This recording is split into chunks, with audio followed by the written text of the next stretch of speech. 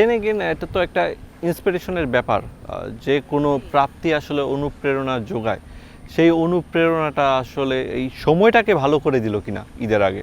এটা তো অবশ্যই, কারণ এটা অন্যরকম অর্জন, কখনোই আসলে চিন্তা করা হয়নি এই ধরনের কোনো অর্জন আমি আসলে অ্যাচিভ করতে পারবো।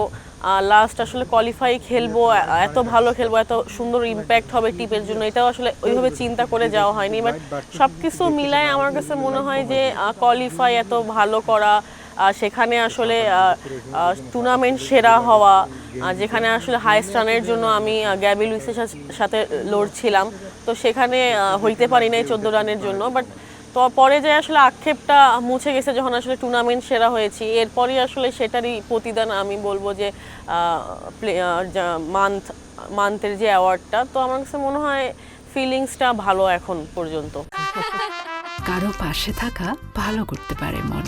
প্রিমিয়াম হেজেলনাট ফ্লেভারে পোলার কার্নিভাল হেজেলনাট আইসক্রিম। পোলার, মন ভালো থাক। এবং আপনি দ্বিতীয় বাংলাদেশি ক্রিকেটার নারীদের মধ্যে যিনি নাহিদার পর এই অর্জনটা আপনি করতে পেরেছেন। নাহিদার সঙ্গে কথা হতো এটা নিয়ে? জি, নাহিদ আপু যখন লাস্ট আবার পেয়েছে সেপ্টেম্বরে, তো তখন আমরা আসলে শেরে বাংলায় সবাই মিলে ওনার যে কয়েনটা আর কি রিওয়ার্ডটা দেয়, সেটা 3 মাস পর এসেছিল বাংলাদেশে।